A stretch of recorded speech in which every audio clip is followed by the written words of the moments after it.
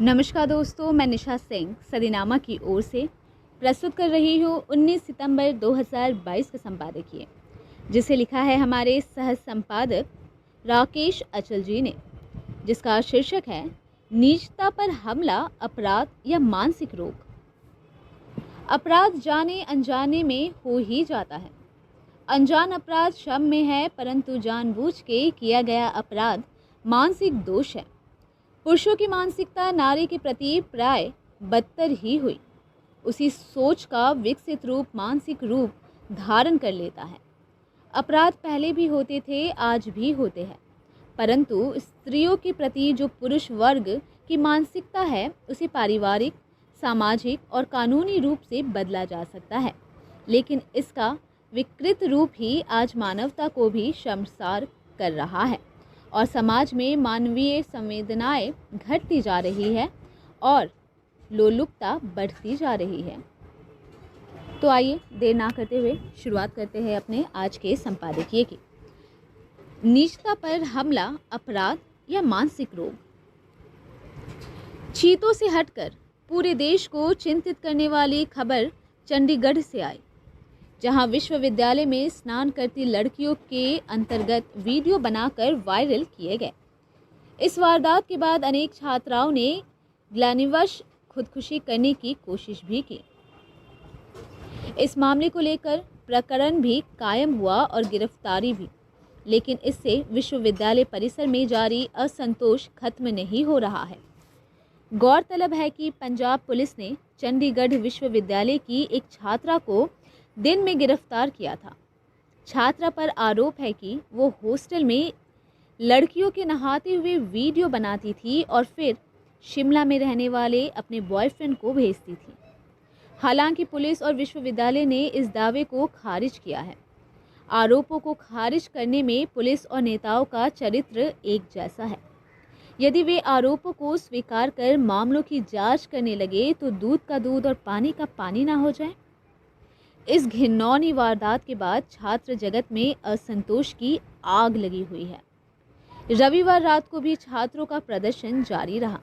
इस दौरान विश्वविद्यालय प्रशासन की तरफ से उन्हें समझाने की कोशिश की गई, लेकिन वे टस से मस नहीं हुए। विश्वविद्यालय में बड़ी संख्या में छात्र छात्राएं धरने पर बैठे हैं। उनके मुताबिक इस केस में अभी भी कई सवाल बाकी है। मोहाली के एसएसपी विवेक सोनी ने कहा कि ये एक छात्रा द्वारा शूट किए गए और वायरल किए गए वीडियो का मामला है।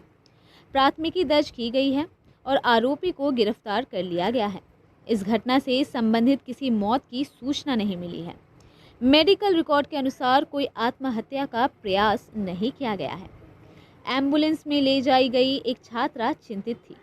हमारी टीम उसके संपर्क में है।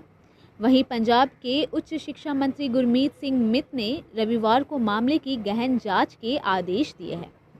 ये तो बातें हो गई लीपापोती की। असल सवाल ये है कि क्या हम और हमारे देश में नीचता नाम की कोई चीज़ है जिसे कानून में संरक्षण मिला हो? ताक झाक एक पुराना मानसिक रोग है। यही रोग बाद में अपराध में तब्दील हो जाता है। भारत में नीचता का कानून कितना लचर है ये बताने की ज़रूरत नहीं है।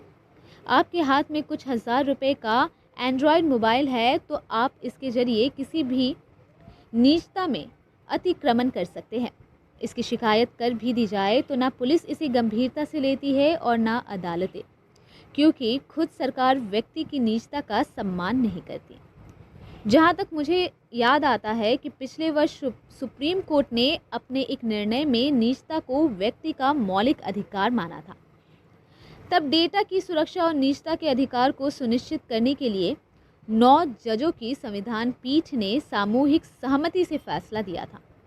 न्यायालय ने कहा था कि भारत के संविधान के अनुच्छेद 21 के तहत प्रत्येक व्यक्ति को जीने और व्यक्तिगत स्वतंत्रता यानी नीचता का अधिकार है। Justice KS. पुत्तस्वामी बनाम भारत संघ मामले में सुप्रीम कोर्ट ने 2017 के अपने निर्णय में नीचता को मौलिक अधिकार तो माना, लेकिन ये भी कहा कि ये अधिकार निरंकुश और असीमित नहीं है। निजता में दखल कोई नई समस्या नहीं है। पहले जब मोबाइल नहीं थे तब भी निजता में दखल के दूसरे तौर तरीके इस्तेमाल किए जाते थे। जासूसी कराई जाती थी, लेकिन अब ये समस्या विकराल हो गई है। अब समाज में निजता के अधिकार का इतनी बेशर्मी से उल्लंघन किया जा रहा है कि कुछ कहना भी कठिन लगता है। मध्य प्रदेश के बहुचर्चित हनी ट्रैप कांड में दर्जनों अधिकारियों, नेताओं और व्यापारियों के रति चित्र वायरल किए गए, किंतु किसी ने उन्हें निजता का हनन मानकर कार्रवाई नहीं की। खुद पुलिस इन दृश्यों को वायरल कराती ही रही। कल यही सब चंडीगढ़ विश्वविद्यालय में हुआ। भविष्य में कहीं और नहीं होगा, इसकी कोई गारंटी नहीं है। तत्कालीन केंद्रीय सूचना प्रसारण मंत्री सुषमा स्वराज ने एक बार इन खतरों की ओर इंगित किया था, लेकिन उन्होंने कहा था कि इस खतरे की वजह से हम तकनीक का इस्तेमाल तो नहीं छोड़ सकते। ये बात सही भी है कि हम निजता के सबसे बड़े औजार मोबाइल को फेंक नहीं सकते। 130 करोड़ की आबादी वाले इस देश में जहां 100 करोड़ स्मार्टफोन और 40 करोड़ से ज़्यादा इंटरनेट के उपयोग करता हो, वहां निजता की सुरक्षा एक बहुत बड़ी चुनौती है। दुनिया का कोई कानून इस खतरे से निजता को बचा नहीं सकता, सिवाय एहतियात के, और ये आपको खुद बरतनी पड़ेगी। भारत के बाहर अनेक छोटे बड़े देशों में निजता की सुरक्षा को लेकर कानून से ज़्यादा समाज जागृत है। विदेशों में आप किसी का फ़ोटो या वीडियो उसकी अनुमति के बिना नहीं ले सकते, और ले भी लिया तो उसका इस्तेमाल नहीं कर सकते।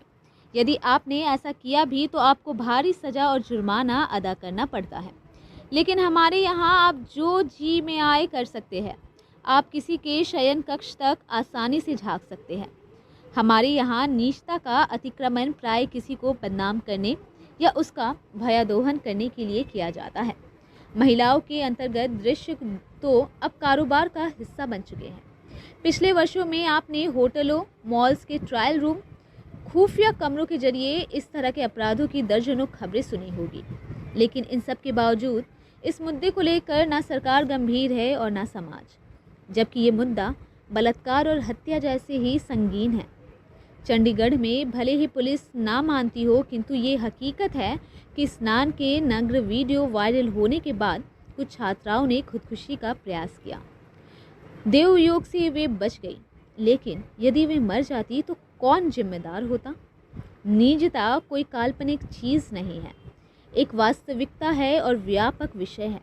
अकेले रहने का अधिकार, किसी भी अनुचित सार्वजनिकता से मुक्त होने का व्यक्ति का अधिकार, उन मामलों में जनता द्वारा बिना किसी अनुचित हस्तक्षेप के जीने का अधिकार, जिनसे जनता का संबंध आवश्यक नहीं है, निजता के दायरे में आते हैं।